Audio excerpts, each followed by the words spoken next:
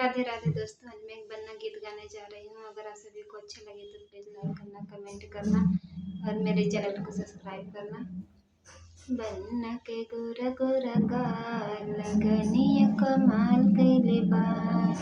बन्ना के गोरा गोरा गाल लगनिया कमाल कइले बा।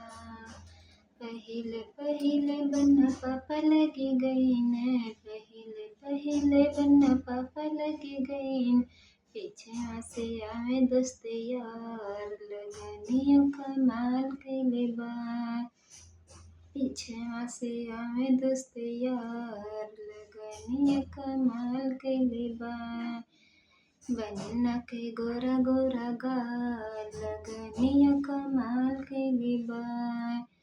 पहिले पहिले बन्ना चाचा लगे गईन, पहिले पहिले बन्ना चाचा लगे गईन।